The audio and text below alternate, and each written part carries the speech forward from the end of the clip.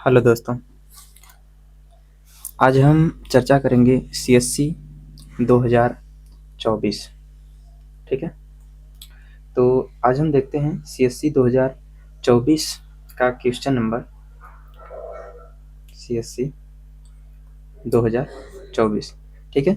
इसका हमने question number 1 to 50 तक ऑलरेडी देख लिया है।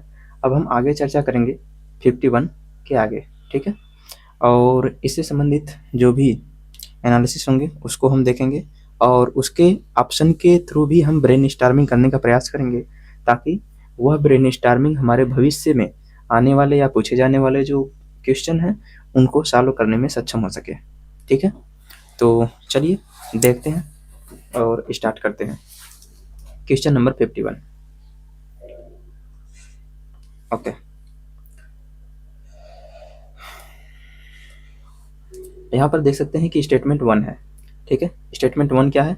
If the United State of America were to default on its debt, holder of the US treasury bonds will not be able to exercise their claims to receive payment.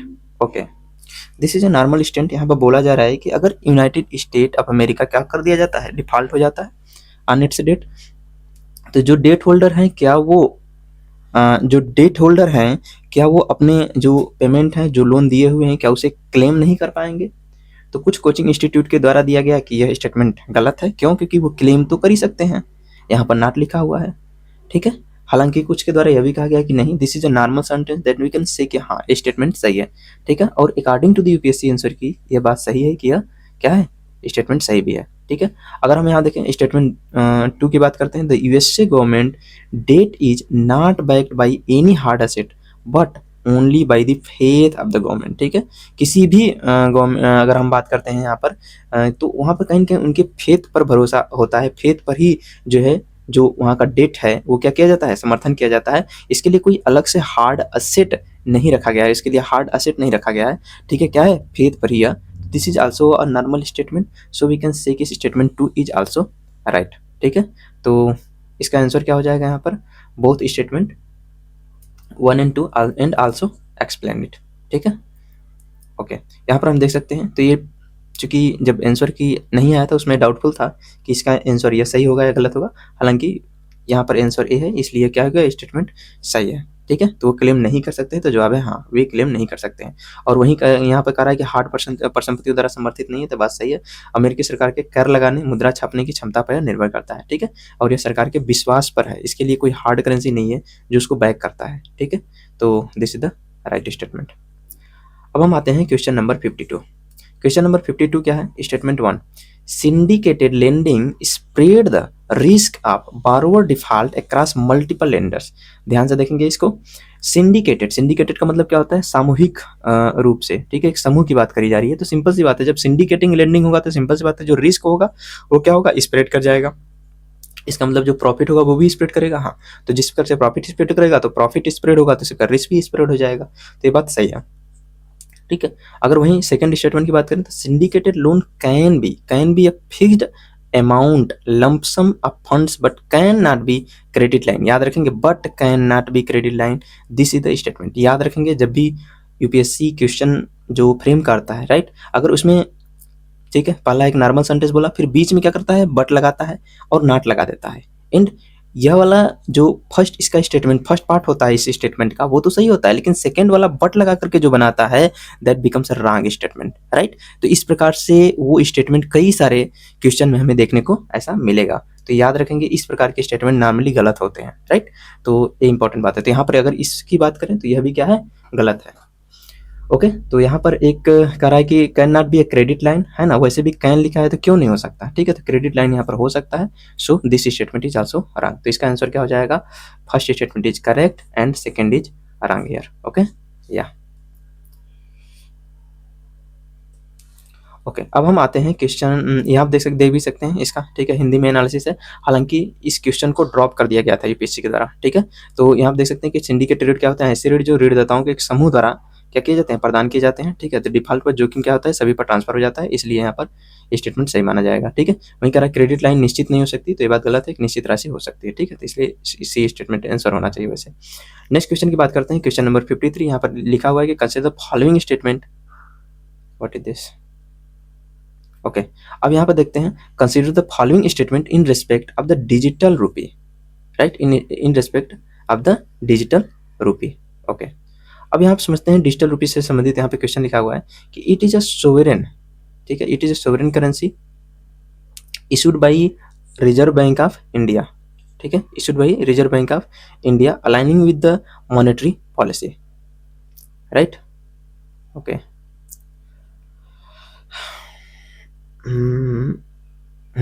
तो it is a sovereign currency issued by the Reserve Bank of India in alignment with its monetary policy, ठीक है। तो यह पहला statement है जो कि बिल्कुल सही है, ठीक है। तो ये क्या है, डिजिटल रूपी है जिसे आरबीआई ने क्या किया था, इशू किया था। ये मॉनेटरी पॉलिसी के साथ क्या है, यह भी अलाइनमेंट है, ठीक है। तो ये स्टेटमेंट क्या है, it is a right statement. And second statement की बात करते हैं, तो it appears as a liability, ठीक है। यहाँ पर कुछ पीडीएफ में प्रॉब्लम है, ओके, जस्ट एक मिनट।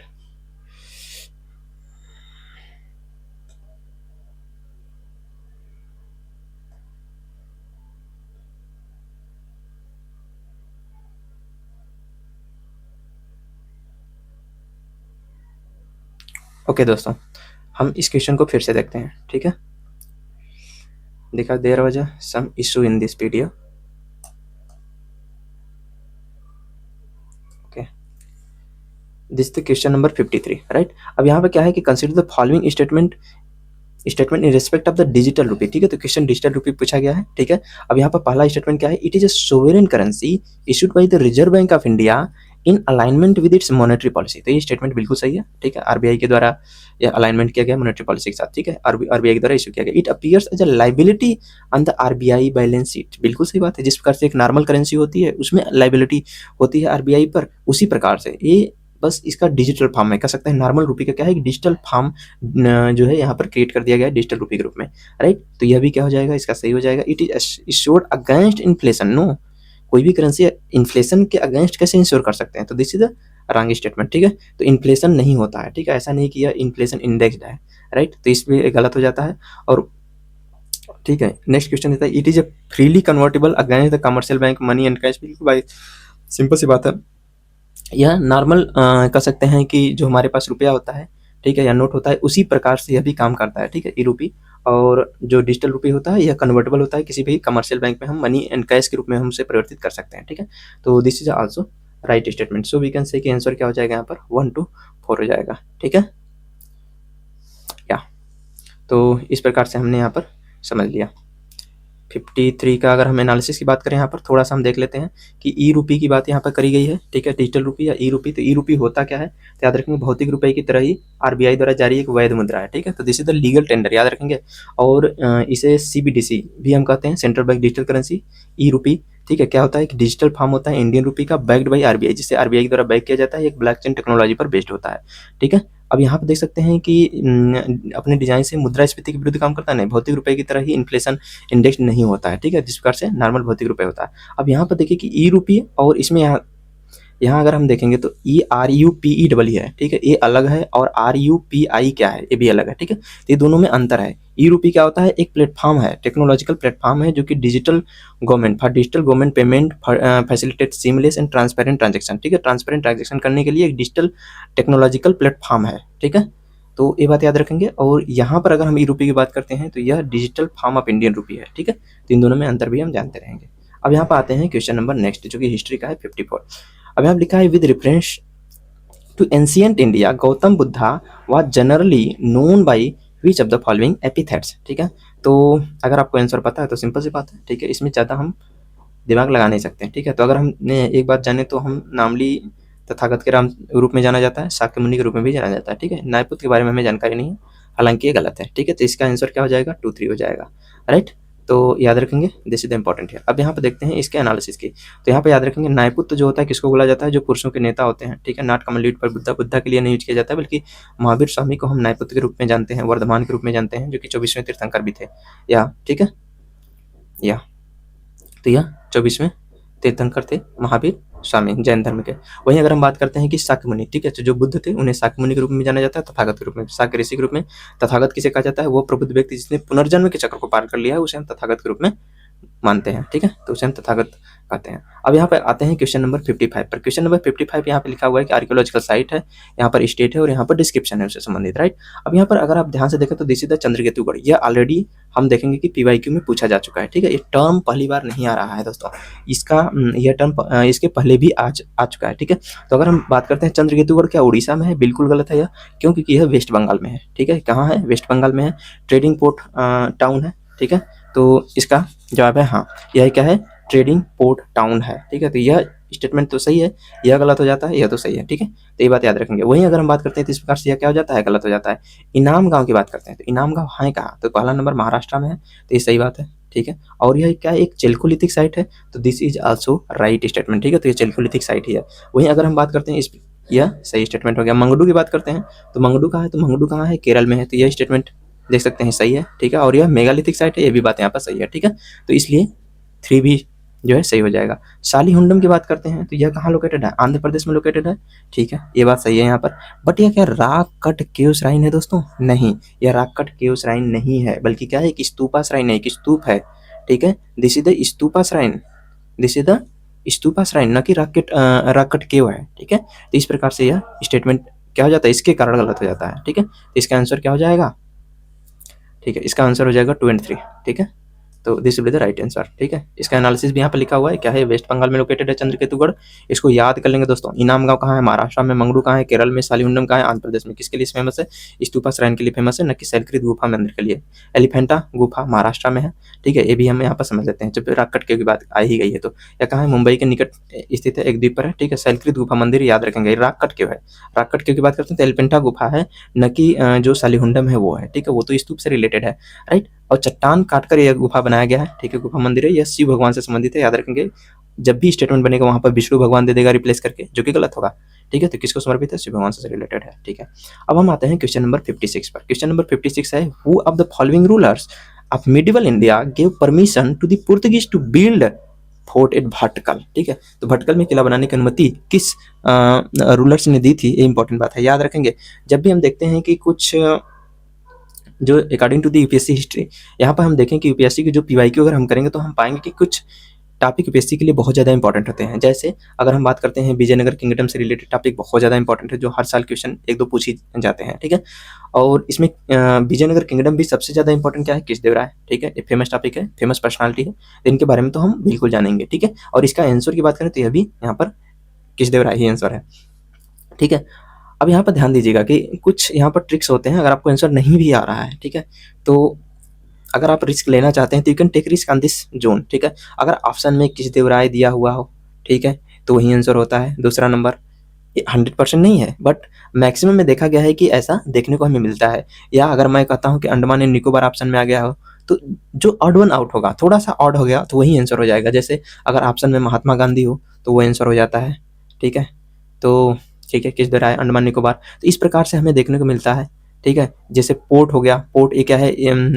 मतलब यूपीएससी के लिए काफ़ी इंपॉर्टेंट कह सकते हैं थीम है, ठीक है। पोर्ट से रिलेटेड क्वेश्चन भी आया था, ठीक है, उसमें पूछा ही गया था कि किससे रिलेटेड है, तो पोर्ट से रिलेटेड है, ठीक है। तो अगर ये ऑप्शन में दिखते हैं तो इनको हम रिस्क लेना चाहते हैं तो इन पर हम रिस्क ले सकते हैं, ठीक है, जो इंपॉर्टेंट नाम हो सकते हैं, ओके। तो भटकल में किला बनाने की अनुमति किसने दी? तो कृष्णदेवराय ने दी थी, ठीक है। अब इनके बारे में हम थोड़ा अध्ययन कर लेते हैं और इसका एनालिसिस कर लेते हैं। यहाँ आप देख सकते हैं कृष्णदेवराय की बात करते हैं तो इनका कार्यकाल कब से कब था? 1509 से 1530 तक था, ठीक है। 16वीं सेंचुरी में यह थे, विजयनगर साम्राज्य के तुलु डायनेस्टी से थे, ठीक है।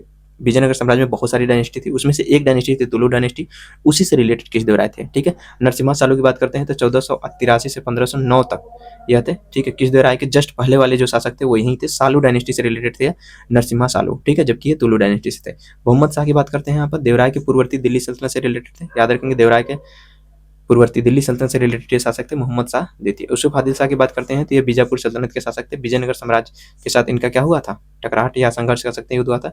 नेक्स्ट रूलर इन्हीं के बाद बने इस्माइल आदिल शाह, याद रखेंगे, इन्हीं के बाद कौन से रूलर बने?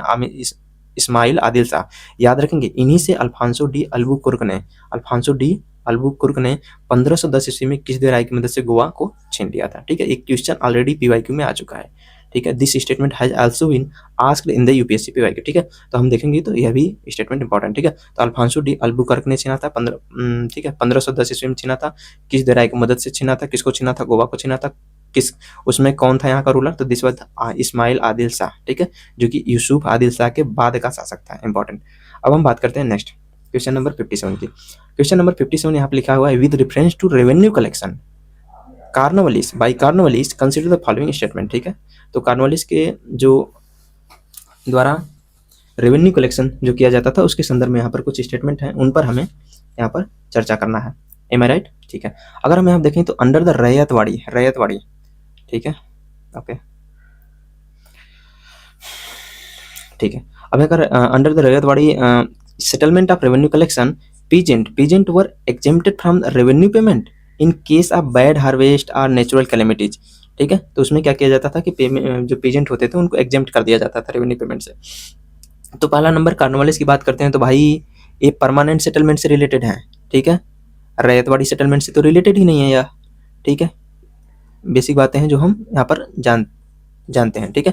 तो he is related to permanent settlement, तो ये स्टेटमेंट टोटली गलत हो जाता है। रैयतवाड़ी सेटलमेंट से इनका कोई लेना देना नहीं है, ठीक है। तो पहला गलत है तो यहाँ आप देख सकते हैं यह कट जाएगा स्टेटमेंट, यहाँ भी पहला है तो यह भी कट जाएगा, ठीक है। अब हमारे पास 2 ऑप्शन बचा है, ठीक है। तो 2 की बात करते हैं यहाँ पर सेकंड, तो यहाँ देखिए under the permanent settlement in Bengal if the zamindar failed to pay his revenue to the state or before the fixed date he would be removed from the his zamindari, बिल्कुल सही बात है, ठीक है।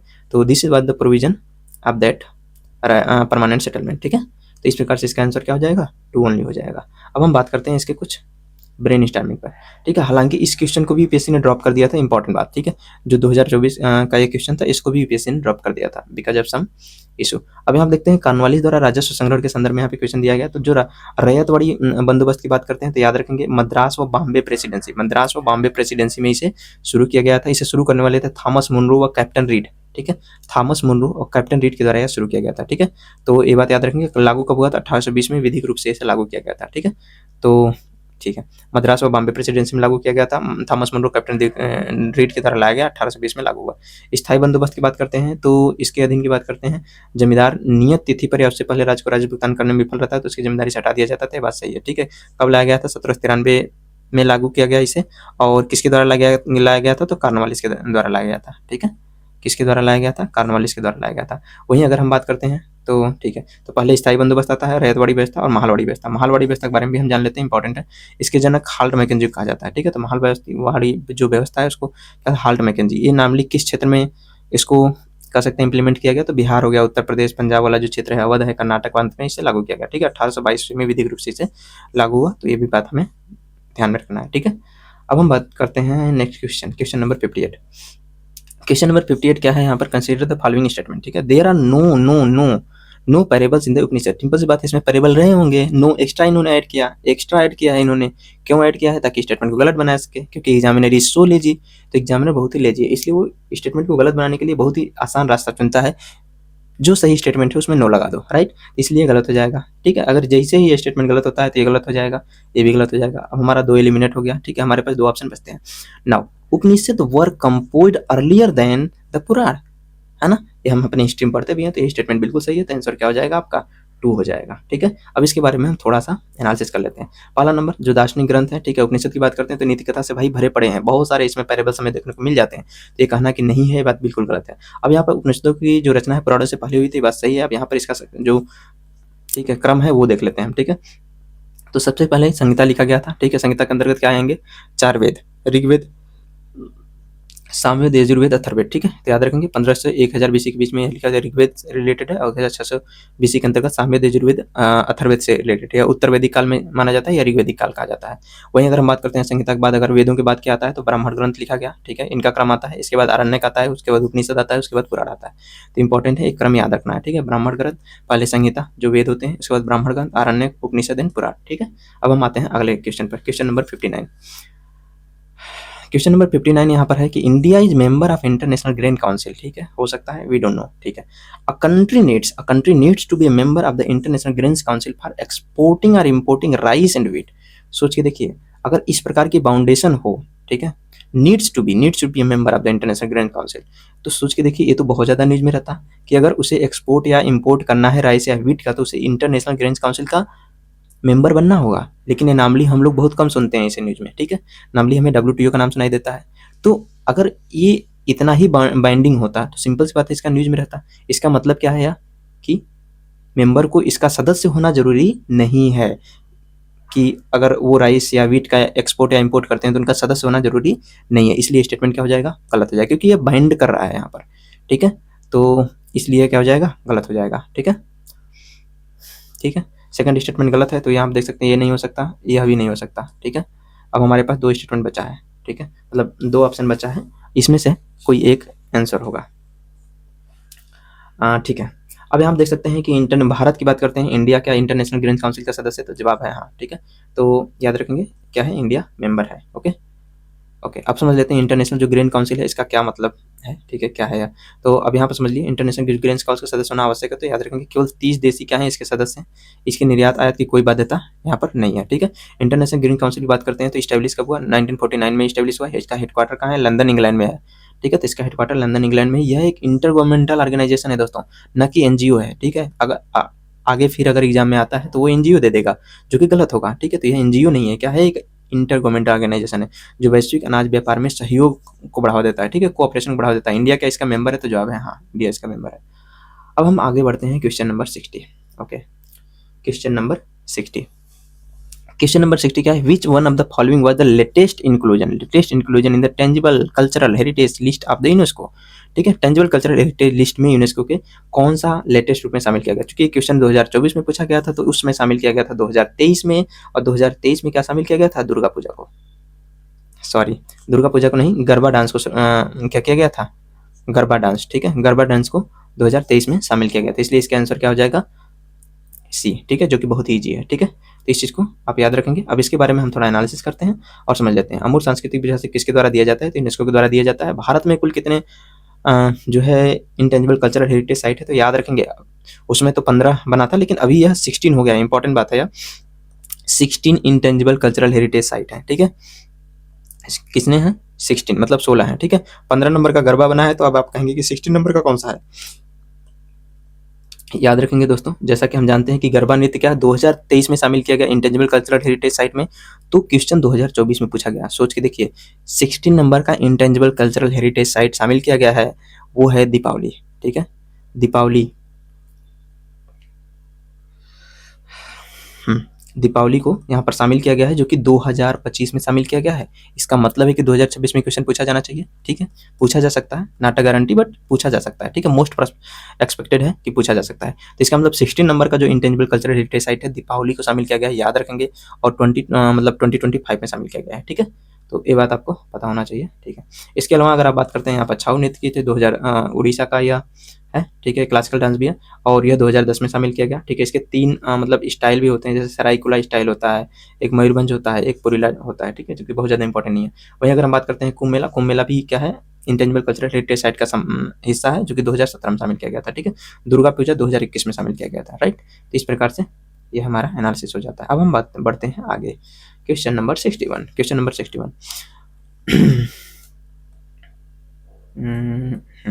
क्वेश्चन नंबर 61 की बात करते हैं, तो यहाँ पे करा है कि who was the provisional president of constituent assembly before the doctor Rajendra Prasad took over, ठीक है।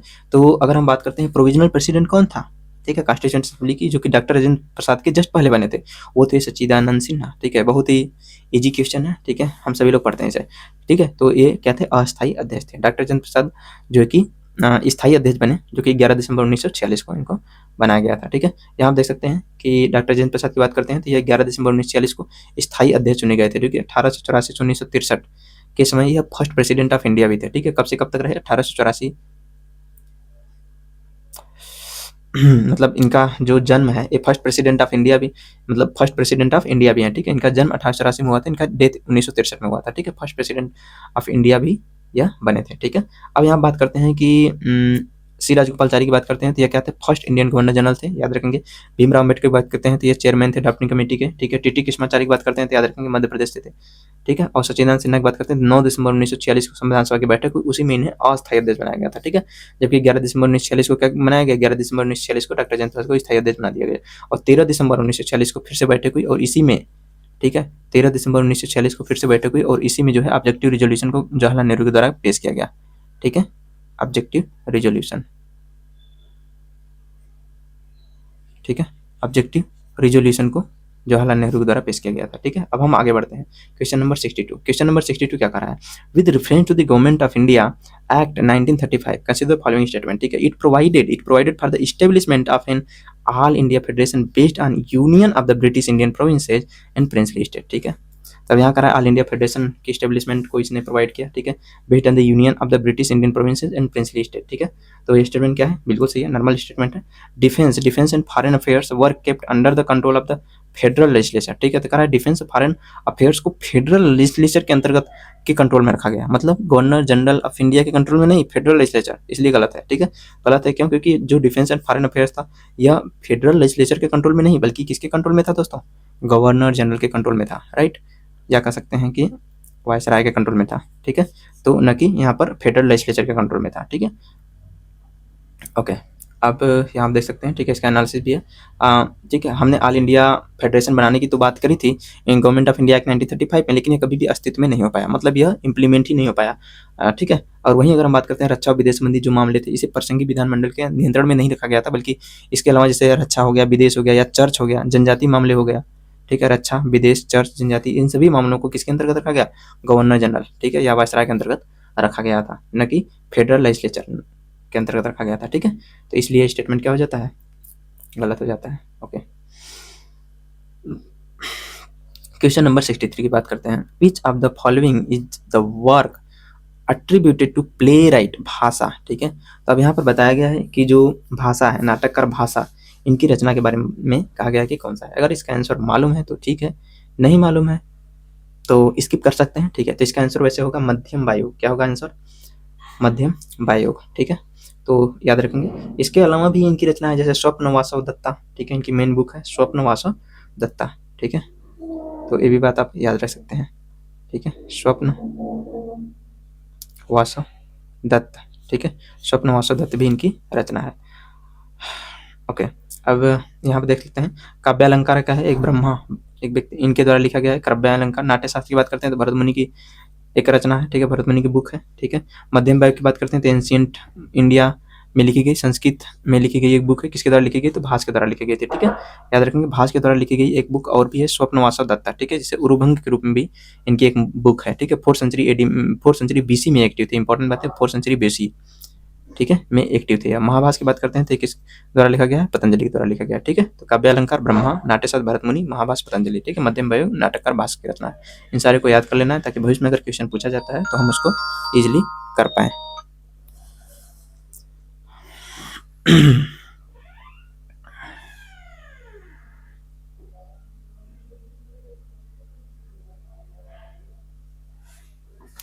ओके, अब हम बढ़ते हैं क्वेश्चन नंबर नेक्स्ट पर, राइट।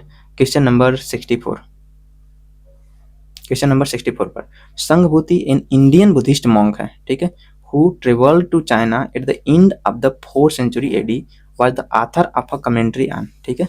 तो अब यहाँ पर संघभूति पे क्वेश्चन आया हुआ है, जो कि एक बुद्धिस्ट मॉन्क थे, वो, ठीक है, कहाँ ट्रेवल किए, travel to China at the end of 4th century के AD के एंड में चाइना क्या करते हैं, ट्रेवल करते हैं। अब यहाँ बताया गया कि was the author of commentary, किसके वो ऑथर हैं, ठीक है, कौन सा बुक इनके द्वारा लिखा गया है। तो याद रखेंगे सर्वास्तिवादी विनय, ठीक है, ये भी बहुत ज़्यादा फैक्चुअल है, ठीक है, अगर हमें आता है तो ठीक है, नहीं तो आसान नहीं है, ठीक है। इसका आंसर क्या हो जाएगा, सर्वास्तिवाद विनय, ठीक है, इसका आंसर होगा, राइट। अब यहाँ पर एनालिसिस की चर्चा करते हैं। यहाँ पर तो संघभूति की बात करते हैं यहाँ पर, तो इनकी रचना क्या है, सर्वास्तिवाद विनय। अब कब एक एक्टिव थे, याद रखेंगे, कब ये चीन की यात्रा किए थे, 4th शताब्दी में किए थे, ठीक है। क्वेश्चन यहाँ से भी बन सकता है ऐसे, ठीक है। तो संघभूति 4th शताब्दी में कहाँ यात्रा किए थे, चीन की यात्रा किए थे। इनका एक बुक है सर्वास्तिवाद विनय, ठीक है। अब यहाँ बात करते हैं प्रज्ञा पारमिता सूत्र, ये किसके द्वारा लिखा गया है, तो याद रखेंगे नागार्जुन के द्वारा लिखा गया है, जो कि एक महायान टेक्स्ट है, महायान, ठीक है, महायान कह सकते हैं, बुद्धिस्ट थे भी है नागार्जुन, ऑल्सो नोन फॉर एल्मिकी, एल्मिकी के रूप में भी इनका जाना जाता है। ठीक है, विशुद्धिमग्गो की बात करते हैं तो थेरवाद बुद्धिस्ट से रिलेटेड एक बुक है विशुद्धिमग्गो, थेरवाद बुद्धिस्ट। ठीक है, तो बुद्धिस्ट की एक शाखा है थेरवाद बुद्धिस्ट, उन्हीं से रिलेटेड है। ललित विस्तार की बात करते हैं तो महायान बुद्धिस्ट टेक्स्ट है जो कि संस्कृत में लिखी गई थी। ठीक है, जो कि संस्कृत में यहाँ पर लिखी गई थी, तो ये भी बात याद रखेंगे। महायान बुद्धिस्ट टेक्स्ट है जो कि संस्कृत में लिखी गई थी। ओके, ठीक है, तो इसका आंसर सी हो जाएगा। आगे बढ़ते हैं, क्वेश्चन नंबर 65। क्वेश्चन नंबर 65 यहाँ पे दिया हुआ है, राइट। अब यहाँ पर क्वेश्चन नंबर 65 की अगर हम बात करते हैं तो यहाँ पर लिखा हुआ है consider the following property included in the world heritage list release by the UNESCO. ठीक है, तो यूनेस्को के द्वारा रिलीज किया जाता है वर्ल्ड हेरिटेज लिस्ट को। इसमें जो है किसे शामिल किया गया है, आप तो सारे को शामिल किया गया है और आल फोर मार देंगे जो कि गलत होगा। ठीक है, क्यों? क्योंकि यहाँ पर ध्यान से देखिए, how many of the above properties were included in 2023, इसलिए ध्यान से पढ़ना है ए स्टेटमेंट। ठीक है, 2023 में किसको किसको शामिल किया गया है, इंपॉर्टेंट बात है। ठीक है, तो ये बात याद रखेंगे 2023 में जब ए इंपॉर्टेंट था उस समय। ठीक है, अगर हम बात करते हैं कि 2023 में कौन कौन शामिल किया गया तो याद रखेंगे शांति निकेतन जो कि 2023 में शामिल किया गया है। ठीक है, और सेक्रेड सिंबल ऑफ होयसला, ठीक है, इसे भी क्या 2023 में शामिल किया गया था। ठीक है, तो ये बात याद रखेंगे। इसका आंसर क्या हो जाएगा 1 और 3। ठीक है, तो इसलिए इसका आंसर हो जाएगा ओनली 2। ठीक है, only 2 will be the right answer. वहीं अगर हम बात करते हैं रानी की वाव, ठीक है, तो रानी की वाव भी मतलब कह सकते हैं कि यूनेस्को की वर्ल्ड हेरिटेज साइट में शामिल है। सारे कल्चरल हेरिटेज साइट हैं, राइट।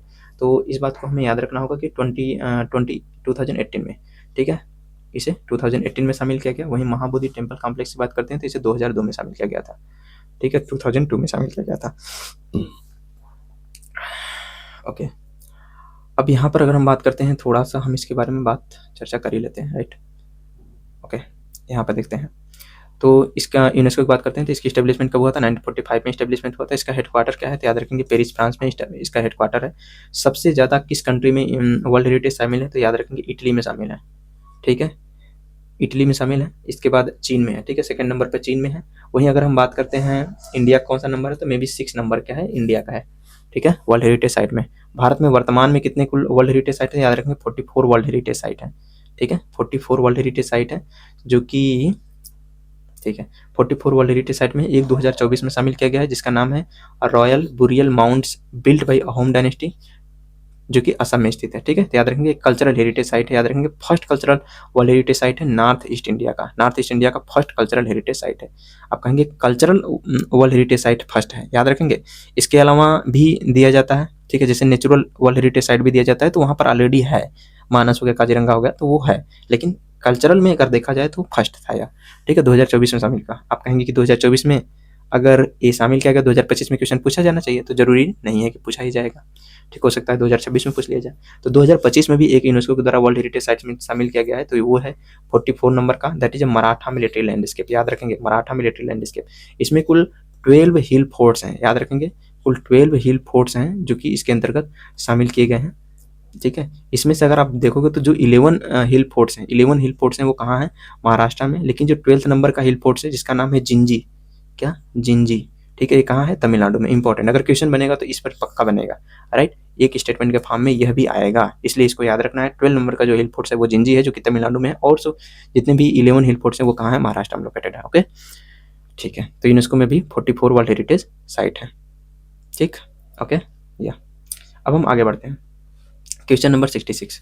अब यहाँ पर लिखा हुआ है कि as per the article 368 of the Indian Constitution of India, Parliament may amend any provision of the Constitution by way of, ठीक है, तो पार्लियामेंट क्या कर सकती है, अमेंड कर सकती है कॉन्स्टिट्यूशन में। किस तरीके से, एडिशन भी कर सकती है, सिंपल सी बात है, कॉन्स्टिट्यूशन में एडिशन तो करती ही है।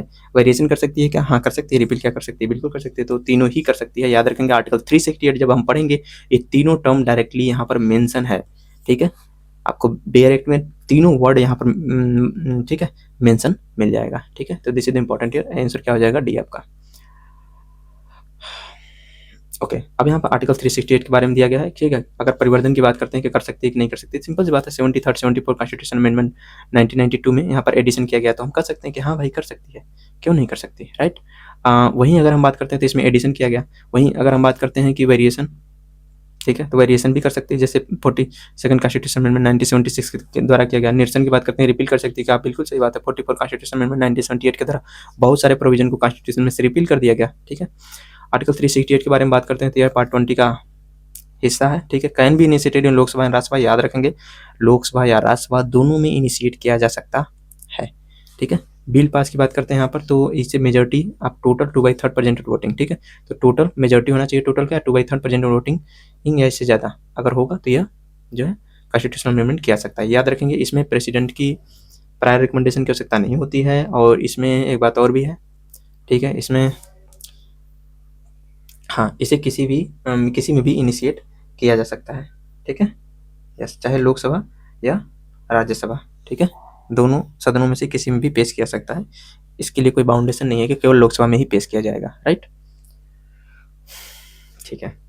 अब हम आगे बढ़ते हैं, क्वेश्चन नंबर 67 क्वेश्चन नंबर की बात करते हैं यहाँ पर। तो यहाँ पर लिखा हुआ है कि which of the above country are frequently mentioned in the media for their low birth rates, ठीक है, एजिंग पॉपुलेशन और डिक्लाइनिंग पॉपुलेशन। सोच के देखिए दोस्तों, लो बर्थ रेट हो, एजिंग पॉपुलेशन हो, डिक्लाइनिंग पॉपुलेशन, ये किसकी विशेषता हो सकती है? जो डेवलप्ड कंट्री है उनकी विशेषता होती है, ठीक है, ये डेवलप्ड कंट्री की विशेषता होती है, ठीक है। ये किसकी विशेषता होती है? ये तो डेवलप्ड कंट्री की विशेषता होती है, न कि डेवलपिंग, ना ही कह सकते हैं कि जो लीस्ट डेवलप्ड कंट्री है उनकी विशेषता होती है। तो डेवलपिंग कंट्री इसमें कौन है? सोच के देखिए, इटली है, जापान है, साउथ कोरिया है, ठीक है, ये सब कहीं न कहीं मोस्ट डेवलप्ड कंट्री है।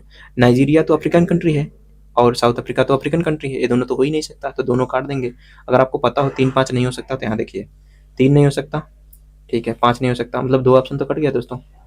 अब हमारे पास बचता है 1, 2, 4 एंड 2, 4, ठीक है। तो यहाँ आप देख सकते हैं तीनों डेवलप्ड कंट्री है, तो ये तीनों हो जाएंगे। इसका आंसर क्या हो जाएगा? 1, 2, 4, ठीक है, ए आंसर हो जाएगा, राइट। अगर हम बात करते हैं तो इटली, जापान एंड दक्षिण कोरिया, तीनों कंट्री क्या है? लो बर्थ के लिए और एजिंग पॉपुलेशन के लिए जानी जाती हैं। जबकि नाइजीरिया की बात करते हैं, दक्षिण, ये दोनों का है हाई बर्थ रेट है यहाँ, और ग्रोइंग पॉपुलेशन ये देखने को मिलती है, ठीक है। अब हम बात करते हैं कि which of the following statement are correct in respect of money bill in the parliament, ठीक है।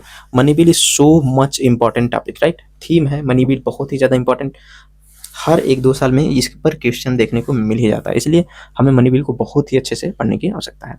अगर हम क्वेश्चन नंबर 68 की बात करते हैं तो यहाँ पर पहला स्टेटमेंट है, article 109 mention special procedure in respect of money bill, ठीक है। तो यहाँ देख सकते हैं, ठीक है, तो अ money bill shall not be introduce in the council of state, ठीक है, राज्यसभा में इसे में इंट्रोड्यूस नहीं किया सकते, तो बात भी सही है यहाँ पर। Rajya Sabha can either approve the bill or suggest changes but can not reject it, okay. तो राज्यसभा इधर अप्रूव कर सकता है या सजेस्ट कर सकता है चेंजेस, लेकिन रिजेक्ट नहीं कर सकता, ओके। तो यह स्टेटमेंट भी क्या है? सही है, और यह स्टेटमेंट भी सही है। 100, अब आपको लगेगा कि 110 में मनी बिल की चर्चा है, हाँ, उसमें मनी बिल की चर्चा है, मीन्स मनी बिल की जो डिफिनीशन है वो 110 में है, लेकिन अगर हम बात करते हैं स्पेशल प्रोसीजर की चर्चा किसमें है, तो वो 109 में है, ठीक है, yes.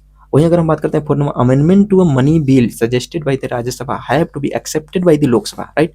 Amendment to a money bill suggested by the Rajya Sabha, ठीक है, हैव टू बी एक्सेप्टेड नहीं, अगर राज्यसभा के द्वारा कोई सजेस्ट किया जाता है मनी बिल में लेकर के अमेंडमेंट को, तो वो लोकसभा के लिए अनिवार्य होगा? नहीं भाई, ये लोकसभा के लिए वो केवल रिकमेंडेशन का काम करता है, लोकसभा चाहे तो कर सकती है, नहीं तो नहीं कर सकती है, ठीक है, इसलिए स्टेटमेंट गलत हो जाएगा। आंसर क्या हो जाएगा?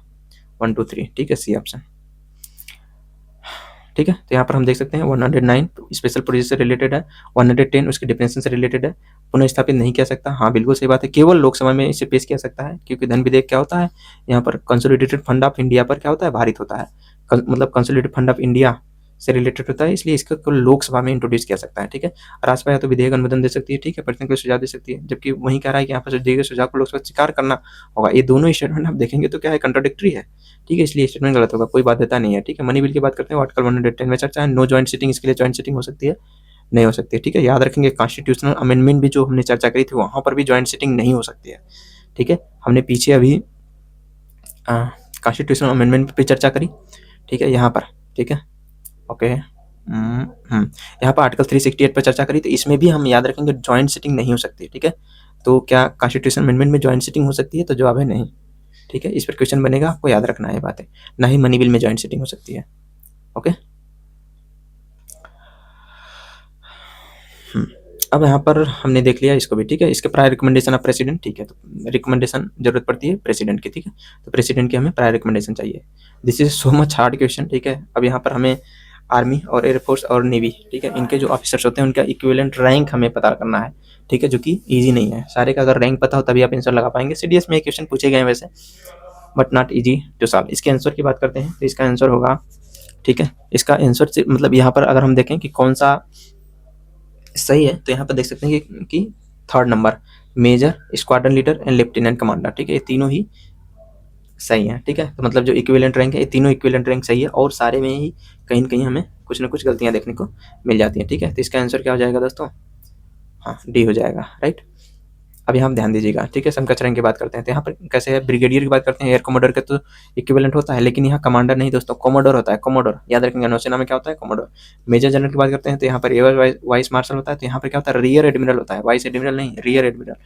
यहाँ पर मेजर है तो स्क्वाड्रन लीडर होगा, सही बात है, लेफ्टिनेंट कमांडर होता है, ठीक है। लेफ्टिनेंट कर्नल की बात करते हैं यहाँ पर है तो यहाँ पर ग्रुप कैप्टन नहीं होता है, विंग कमांडर होता है, ठीक है। तो लेफ्टिनेंट कर्नल जो होता है इक्विवेलेंट होता है एयरफोर्स के विंग कमांडर के, और विंग कमांडर किसके, नेवी के कमांडर के इक्विवेलेंट होता है, राइट। दिस इज द, ठीक है, तो ये हम देख सकते हैं इक्विवेलेंट रैंक के बारे में। ओके, अब यहाँ पर नॉर्थ ईस्टर्न काउंसिल पे क्वेश्चन पूछा गया है, that is a most important question, question number 70, right, question number 70।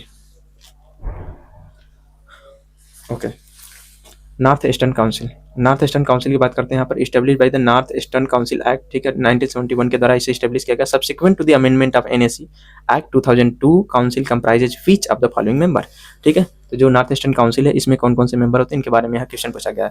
तो क्या governor of the constituent state होते हैं, सही बात है। Chief minister of the constituent state होते हैं, ये भी बात सही है। 3 member to be nominated by the president of India, ये भी बात सही है। याद रखेंगे होम मिनिस्टर ऑफ इंडिया क्या होता है, इनका चेयरमैन होता है, ठीक है। कह सकते हैं कि जो पदेन अध्यक्ष होता है वो होम मिनिस्टर ही होता है नॉर्थ ईस्टर्न काउंसिल का, लेकिन यह मेंबर नहीं होता है, इंपॉर्टेंट बात, इसलिए गलत हो जाएगा, राइट। इन्होंने मेंबर पूछा है तो मेंबर नहीं होता है लेकिन चेयरमैन होता है, याद रखेंगे। इसका आंसर क्या हो जाएगा, ए ऑप्शन, ठीक है, 1 2 3। नॉर्थ ईस्टर्न काउंसिल की बात करते हैं तो नोडल एजेंसी होती है 8 सिस्टर स्टेट जो होते हैं, ठीक है, उनका एक नोडल एजेंसी है, यह एक स्टेटरी बॉडी है, बोलेगा कॉन्स्टिट्यूशनल बॉडी है, गलत होगा, ठीक है, याद रखेंगे। और पूर्वोत्तर परिषद अधिनियम जो 1971 है उसके द्वारा इसकी स्थापना की गई, तो वह 2002 में इसमें कुछ संशोधन किए गए थे, और संशोधन के बाद जो मेंबर बने उनके बारे में यहाँ पर बात की गई। संगठक राज्य का राज्यपाल होगा तो 8 राज्यपाल होंगे, सोच के देखिए, 8 स्टेट हैं तो 8 राज्यपाल होंगे, और संगठक राज्य का मुख्यमंत्री तो 8 चीफ मिनिस्टर हो जाएंगे इसमें शामिल, ठीक है।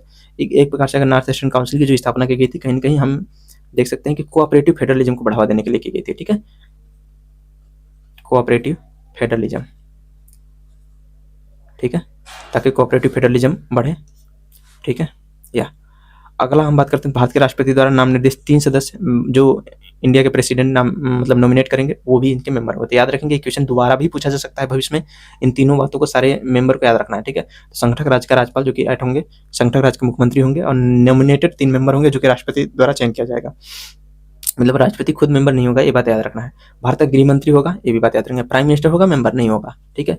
तो हमें रिवर्स इंजीनियरिंग भी करनी है, प्राइम मिनिस्टर नहीं होगा, प्रेसिडेंट नहीं होगा, ठीक है, गवर्नर होगा, चीफ मिनिस्टर होगा, गृह मंत्री होगा, राइट, याद रखेंगे। तो ये बात याद रखेंगे, गृह मंत्री मतलब मेंबर नहीं होगा लेकिन उनका पदेन अध्यक्ष होगा, ठीक है। तो दिस इज इंपॉर्टेंट है, पदेन अध्यक्ष होगा, परंतु अधिनियम के साथ परिषद सदस्य नहीं होते हैं, ठीक है। तो याद रखेंगे डोनेर जो है यहाँ पर department of north eastern region जो मंत्रालय होते हैं उनके मंत्री उपाध्यक्ष होते हैं। तो अध्यक्ष के रूप में होम मिनिस्टर होते हैं, लेकिन उपाध्यक्ष के रूप में जो डोनेर मिनिस्ट्री होती है ना उनके, ठीक है, तो उनके जो मंत्रालय के जो मंत्री होते हैं वो उपाध्यक्ष के रूप में काम करते हैं। Department of north eastern region जो मंत्रालय होता है उसके जो मंत्री होते हैं वो उपाध्यक्ष के रूप में काम करते हैं, सो रिमेंबर दिस, ठीक है। इसके अलावा जोनल काउंसिल से रिलेटेड भी क्वेश्चन पूछा जा सकता है, ठीक है, so much important, we have to remember this, ठीक है, इसको भी हम रिवाइज कर लेंगे। आगे बढ़ते हैं, question number 71, how many delimitation commission been constituted by the government of India till December 2023, okay, so much important, यह कहीं कहीं करंट अफेयर्स में बहुत ज़्यादा न्यूज में था, ठीक है, तो इसलिए क्वेश्चन पूछा गया और बहुत ही इजी पूछा गया, इसके बारे में आप समझ लेते हैं। तो अभी तक कितने बनाए गए हैं तो याद रखेंगे, कुल 4 है ना, 4 डिलिमिटेशन कमीशन बनाए गए हैं। तो एक बना था 1952 में बना था, एक बना था 1963 में, एक बना था 1973 में, और एक बना था 2002 में, ठीक है। 1952 बना था जो 1952 के एक्ट के द्वारा बना गया था, 1962 के एक्ट में 1963 में बना था, और 1972 के एक्ट के द्वारा 1973 में डिलिमिटेशन कमीशन की एस्टेब्लिशमेंट किया गया था, और 2002 के एक्ट के द्वारा 2002 में यहाँ पर डिलिमिटेशन कमीशन बनाया गया, ठीक है। तो अभी तक कितनी बार बना गया है, 4 बार, इसका आंसर हो जाएगा डी।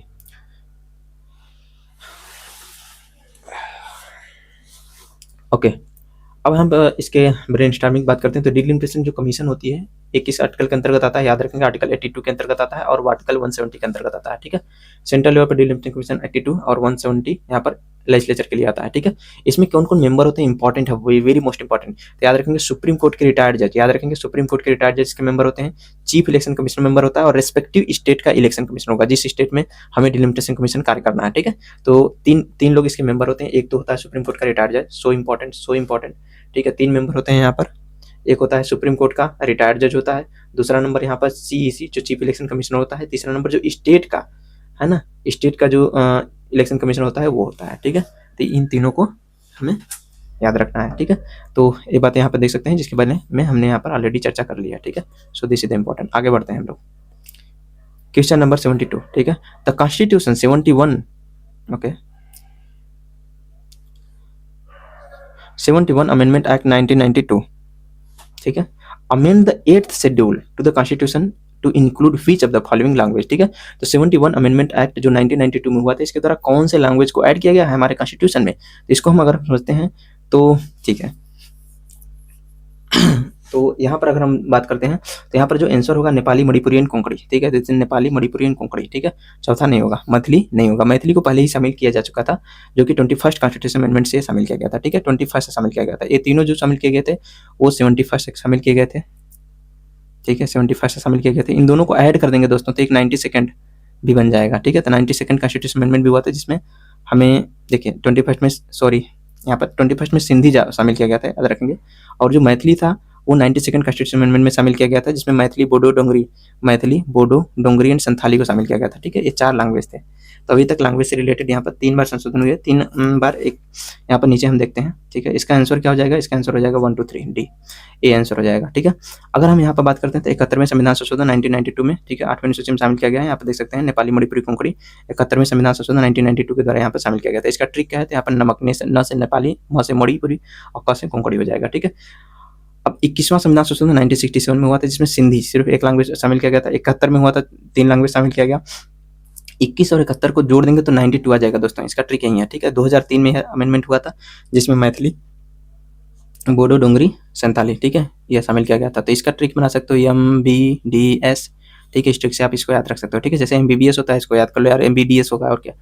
यहाँ पर अगर बात करते हैं 4 लैंग्वेज जोड़ गए थे, ठीक है। 8 शेड्यूल में अभी वर्तमान में कुल कितने लैंग्वेज है, तो 22 लैंग्वेज हैं दोस्तों। 14 मूल रूप में थे, 8 अलग से जोड़े गए हैं, ठीक है। तो याद रखेंगे सिंधी जो कि 21वें में जोड़ा गया था, 1 लैंग्वेज ये हो गया, 3 बाद में जोड़े गए, उसके बाद 4 बाद में जोड़े गए। कुल कितने जोड़े गए, 8 जोड़े गए, ठीक है। मूल रूप में कितने लैंग्वेज थे, 14 लैंग्वेज थे, okay. This is important. Question number 73, ठीक है। क्वेश्चन नंबर 73 की बात करते हैं, ओके। क्वेश्चन नंबर 73 की बात करते हैं तो भारतीय जनसंघ की पार्टी किसने स्थापना की थी, डॉक्टर श्यामा प्रसाद मुखर्जी, एकदम सही बात है। सोशलिस्ट पार्टी की बात करते हैं यहाँ पर, ठीक है। सोशलिस्ट पार्टी की बात करते हैं तो इसकी स्थापना आचार्य नरेंद्र देव ने की थी, इसलिए गलत हो जाएगा दोस्तों। कांग्रेस फॉर डेमोक्रेसी की बात करते हैं तो जगजीवन राम ने स्टेब्लिश करी थी, ये बात सही है। स्वतंत्र पार्टी की बात करते हैं तो यह सी राजगोपालाचारी ने करी थी, ठीक है। तो इसलिए गलत हो जाएगा, इसलिए इसका आंसर क्या हो जाएगा हमारा 1 और 3 हो जाएगा, ठीक है। क्या हो जाएगा, ओनली 2, राइट। तो जब भी ऐसे स्टेटमेंट बनते हैं तो कहीं ना कहीं 2 ऑप्शन को क्या करने का प्रयास करते हैं, स्वैप करने का प्रयास करते हैं दोस्तों। यहाँ से यहाँ इसको स्वैप कर दिया, यहाँ से इसको स्वैप कर दिया। अगर आपको नहीं भी पता है तो आप ऐसे अनुमान लगा सकते हैं कि ठीक है 2 स्वैप किया होगा तो इसका मतलब 2 नहीं होगा, इसका मतलब ओनली 2 आंसर हो सकता है। बिल्कुल सही बात है, होता ही है ऐसा, राइट। अब यहाँ पर बात करते हैं नेक्स्ट। तो इसकी भारतीय जनसंघ की स्थापना 1951 में कब की गई थी, किसने की थी, डॉक्टर श्यामा प्रसाद मुखर्जी ने करी थी। सोशलिस्ट पार्टी की बात करते हैं तो यहाँ पर आचार्य नरेंद्र देव ने करी थी। कब करी थी, याद रखेंगे 1934 में करी थी। कांग्रेस में सोशलिस्ट पार्टी की स्थापना करी थी, महत्वपूर्ण भूमिका निभाई है, ठीक है। वहीं अगर हम बात करते हैं तो सी राजगोपालाचारी, स्वतंत्र पार्टी की स्थापना सी राजगोपालाचारी ने करी थी, वर्ष 1959 में। 59 में स्वतंत्र पार्टी की स्थापना की गई थी, ठीक है। तो सी राजगोपालाचारी ने 59 में की थी। 1959 में सोशलिस्ट पार्टी की स्थापना आचार्य नरेंद्र देव ने की, 1936 में की। कांग्रेस फॉर डेमोक्रेसी की स्थापना 1977 में की थी, जगजीवन राम ने। Important, Congress for Democracy 1977, Jagjivan Ram, ठीक है, ओके। आगे बढ़ते हैं। Question number 74, which of the following statement are correct about the constitution of India, constitution of India, ठीक है। अब करा है power of the municipality are given part 9A of the constitution. सोच के देखिए दोस्तों, म्यूनिसिपैलिटी को 9A, आपको लगेगा कि 9A तो पंचायत से रिलेटेड है, बिल्कुल गलत है दोस्तों। म्यूनिसिपैलिटी ही क्या है, 9A से रिलेटेड है, ठीक है। तो आपको यहाँ पे याद रखेंगे, फिर 9 किससे रिलेटेड है, 9 पंचायत से रिलेटेड है, ठीक है। यहाँ कंफ्यूजन हो सकता है, इसलिए इसको एकदम रट लेना है। This is the important. Panchayat किससे रिलेटेड है, पार्ट 9 से रिलेटेड है। 9A किससे रिलेटेड है, म्यूनिसिपैलिटी से रिलेटेड है, इसमें सही हो जाएगा। वही कहेंगे फिर 9B किससे रिलेटेड है, ठीक है। सो मच इंपॉर्टेंट, याद रखेंगे जो 9B है, ठीक है। तो 9B किससे रिलेटेड है, तो यह रिलेटेड है कोऑपरेटिव सोसाइटी से, ठीक है। तो यह किससे रिलेटेड है, कोऑपरेटिव सोसाइटी से, ठीक है। कोऑपरेटिव सोसाइटी से यह रिलेटेड है, जिसे ओके, यह जिसे 97 कॉन्स्टिट्यूशन अमेंडमेंट 2011 में जोड़ा गया था, ठीक है। या ठीक है, तो ये सही है। Emergency provision are given to the part 18 of the constitution, सही बात है, 18 में इमरजेंसी प्रोविजन है। Provision related to the amendment of the constitution are given in part 20 of the constitution, ठीक है, कॉन्स्टिट्यूशन अमेंडमेंट से रिलेटेड जो प्रोविजन है वो पार्ट 20 में है। तो आंसर क्या हो जाएगा, 1 2 3 हो जाएगा इसका, ठीक है, डी ऑप्शन। ओके, यहाँ पर आप देख सकते हैं, यहाँ पर जैसे पार्ट 14 ये भी बहुत ज़्यादा इंपॉर्टेंट है, ठीक है, ट्रिब्यूनल से रिलेटेड यहाँ पर आर्टिकल 323 है, ठीक है, ये मूल कॉन्स्टिट्यूशन में था नहीं था भाई, मूल संविधान में नहीं था, या इसको जोड़ा गया था 42nd कॉन्स्टिट्यूशन अमेंडमेंट के द्वारा, ठीक है, 42nd कॉन्स्टिट्यूशन अमेंडमेंट के द्वारा 1976 में, ठीक है, इंदिरा गांधी के द्वारा इसे जोड़ा गया था, ठीक है, हाई कोर्ट सुप्रीम कोर्ट इनके पावर को डाइल्यूट कर रही थी वो, ठीक है, तो यहाँ ट्रिब्यूनल को जोड़ा गया था, याद रखेंगे, आर्टिकल 323 ए के अंतर्गत यह है, ठीक है, तो दो यहाँ पर article 323 A and article 323 B. Article 323 जो ए है वो एडमिनिस्ट्रेटिव ट्रिब्यूनल से रिलेटेड है, और आर्टिकल 323 जो बी है वो अदर ट्रिब्यूनल से रिलेटेड है, ठीक है, दिस इज इंपॉर्टेंट, याद रखेंगे।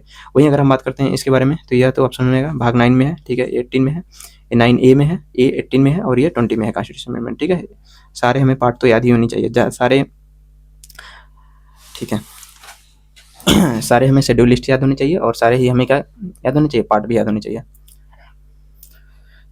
ठीक है। तो हम देख सकते हैं पार्ट 9 के बारे में पंचायत है, आर्टिकल 243 से 243 ओ, इंपॉर्टेंट, 243 से 243 ओ तक है, ठीक है। 9 के बाद में म्यूनिसिपलिटी, ठीक है, आर्टिकल 243 से पी से 243 जेड जी तक है, यहाँ पर आर्टिकल है। वही 9 बी की बात करते हैं, cooperative society, Z D H से जेड टी तक है, ठीक है, दिस इज इंपॉर्टेंट है, ओके।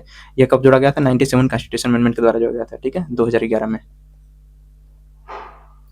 ठीक है। आज का लास्ट क्वेश्चन हम देखते हैं, ठीक है, तो question number 75, following correct as per the constitution of India, ठीक है। तो यहाँ पे लिखा है inter state trade commerce is a state subject under the state. सोच के देखिए दोस्तों, जब भी इंटर स्टेट है, दो स्टेट के बीच हो रहा था, फिर स्टेट सब्जेक्ट कैसे होगा, स्टेट के बीच तो झगड़ा हो जाएगा, स्टेट के बीच कॉन्फ्लिक्ट हो जाएगा, इसलिए यहाँ पर सेंटर देखेगा ना कि स्टेट देखेगा, तो ये स्टेट कहना ही गलत है, इसलिए गलत हो जाएगा, ठीक है।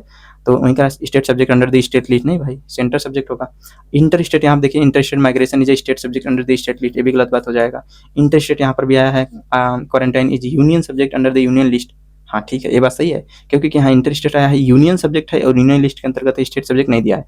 कॉर्पोरेट टैक्स तो हम ऑलरेडी जानते हैं स्टेट सब्जेक्ट नहीं है दोस्तों, क्या है, एक यूनियन सब्जेक्ट है, ठीक है, तो ये यूनियन सब्जेक्ट है, ओके, इसलिए गलत हो जाएगा, आंसर क्या हो जाएगा, सी हो जाएगा, ठीक है। तो यहाँ पर याद रखेंगे, जो अंतर्राज्यीय व्यापार होता है यहाँ पर संघ सूची का है, ठीक है, तो यह यूनियन लिस्ट है और यूनियन सब्जेक्ट है और यूनियन लिस्ट के अंतर्गत आता है, ठीक है, याद रखेंगे। इसी प्रकार जो अंतर्राज्यीय प्रवासन होता है, यह भी क्या है, यूनियन लिस्ट के अंतर्गत आता है। अंतर्राज्यीय संगरोध सूची की बात करते हैं, जो हमने अभी यहाँ पर देखा, इंटर स्टेट क्वारंटाइन की बात करते हैं यहाँ पर, ठीक है, तो इंटर स्टेट क्वारंटाइन जो है वो भी किसके अंतर्गत है, यूनियन लिस्ट के अंतर्गत है, यूनियन सब्जेक्ट है, ठीक है। और यह संघ सूची निगम कर है ना, जो कॉर्पोरेट टैक्स होता है, यह भी क्या होता है, यह यूनियन लिस्ट के अंतर्गत आता है, ना कि स्टेट लिस्ट के अंतर्गत आता है, ठीक है, तो ये भी गलत हो जाएगा। इस प्रकार से आंसर क्या हो जाएगा इसका, सी, ठीक है। तो आज के लिए हम यहीं तक, ठीक है दोस्तों, फिर मिलेंगे नेक्स्ट डे नेक्स्ट आर्टिकल के साथ, ठीक है। तो हम नेक्स्ट डे मिलेंगे, नेक्स्ट क्वेश्चन जो 76 से 100 तक होगा उसको हम कंप्लीट करेंगे CSC 2024, उसके बाद हम CSC 2025 का भी स्टार्ट करेंगे, ठीक है, ओके, धन्यवाद दोस्तों।